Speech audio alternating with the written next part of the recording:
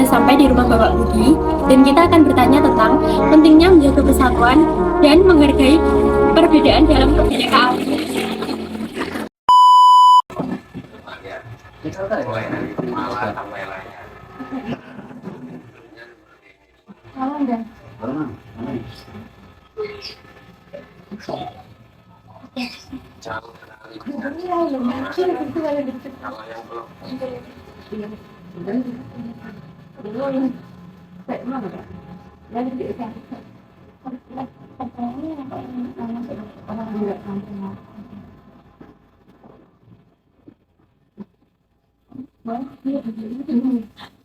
Selamat pagi, kami dari Tiga Siswi Semangat Bisa Berandat dengan tugas juga kemudian mengenai tema pentingnya menjaga persatuan dan menghargai perbedaan dalam kebinekaan.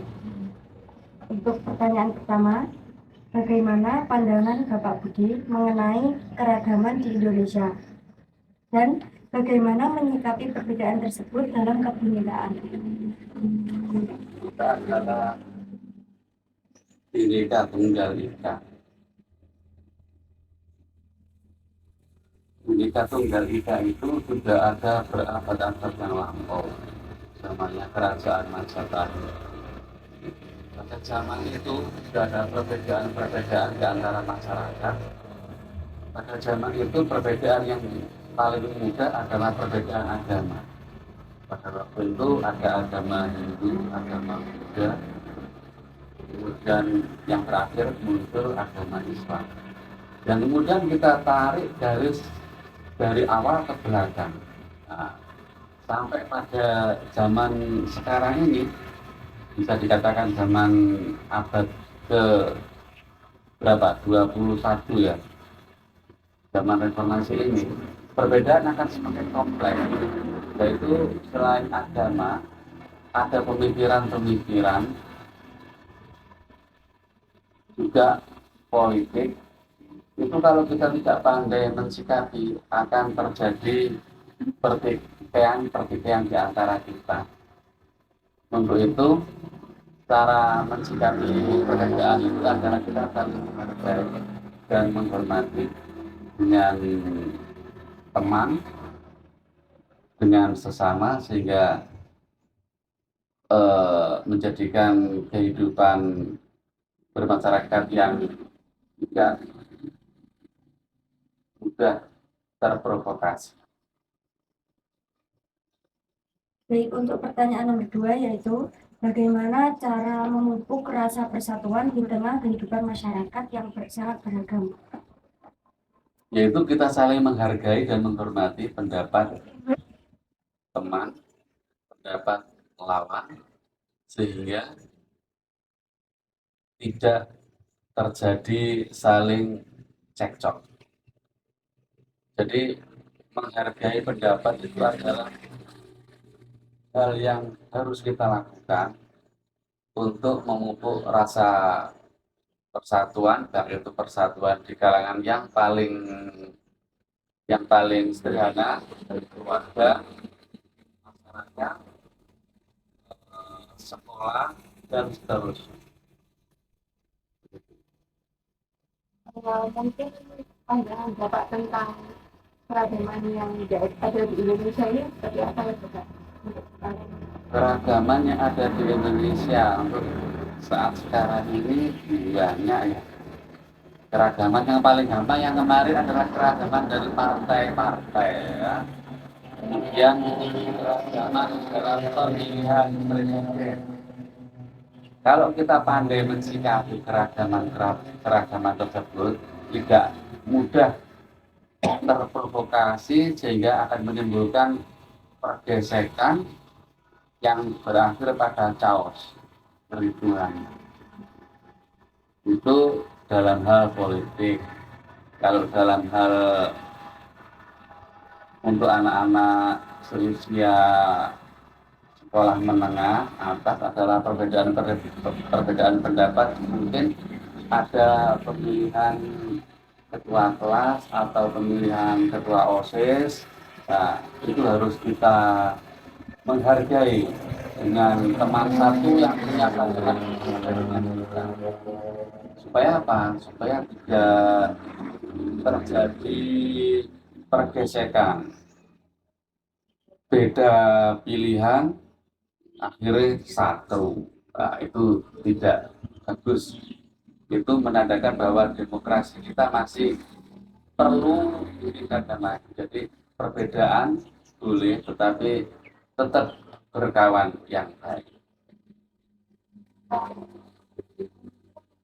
Mungkin di lingkungan sekitar sini, apakah sudah menerapkan Untuk bisa menerapkan dari level yang terendah sampai level yang tertinggi, ada saja oknum atau orang yang memang sukanya membuat muslim, ya. Itu tidak hanya di kalangan yang paling sederhana, di paling tingkat elit pun ada yang seperti itu. Namanya manusia, ya. Sesama saudara saja, satu dengan yang lain bisa jadi ada perbedaan. Ya, memang idealnya itu dalam suatu keluarga, pohon jatuh, buahnya tidak jauh dari pohonnya. Itu idealnya. Tapi ada juga yang nyele, ya. Sesama saudara itu ada yang nyele, apa ya? Berbeda dengan yang saudara kebanyakan. Yang aneh. mungkin ada dari Bapak ada nggak pesan-pesan yang bisa disampaikan terutama buat generasi milenial seperti kita dalam menghargai perbedaan keragaman yang ada di Indonesia? Pesan yang untuk generasi muda, ya, kita harus mempelajari sejarah. Kalau kita ceroboh, kita tidak bersatu, itu sangat mudah runtuh. Seperti ya, kalau untuk kebangsaan, dulu Indonesia pernah punya sahabat negara Yugoslavia yang presidennya Joseph Broz Tito, temannya Bung Karno. Itu dulu ada negara besar, negara kuat, yang akhirnya bubar. Kenapa? Ya karena rakyatnya tidak bisa menghargai pendapat bersama rakyat, sehingga timbul perang saudara. Dari satu negara pecah menjadi Serbia, Kroasia, Montenegro, ya, banyak itu dari Yugoslavia, dari India pun begitu. Karena perbedaan agama pecah.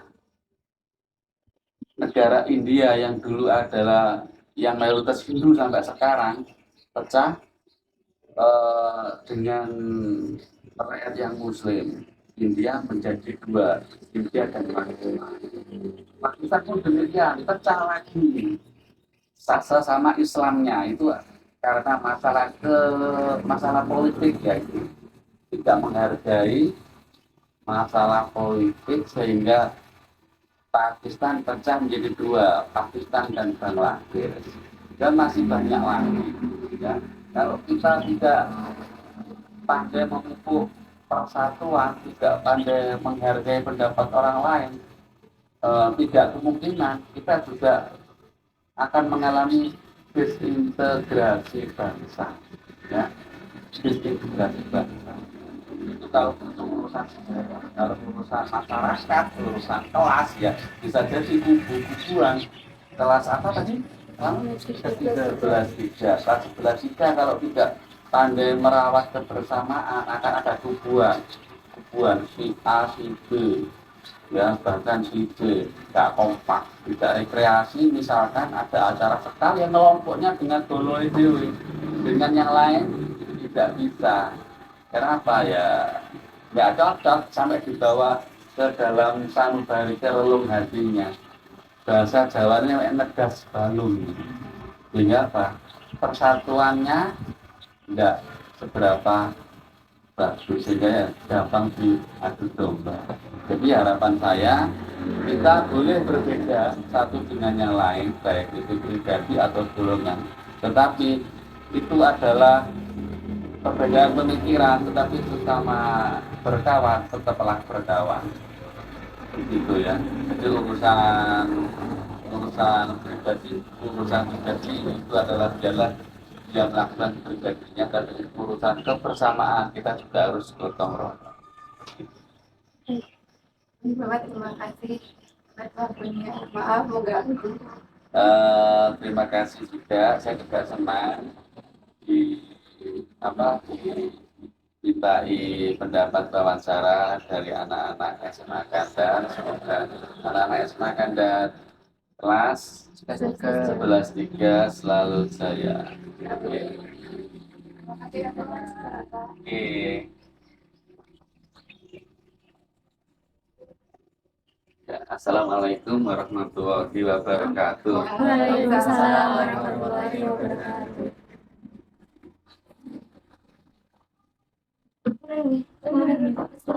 Kita sudah selesai guys. Jadi kita sudah Kita tuh selesai bertanya-tanya kepada Bapak Fitri. Semoga yang kita tanyakan tadi menjadi pelajaran yang besar, terutama kita sebagai kaum Gen Z. Kasih dadah. Makasih kita semua yang bersyukur.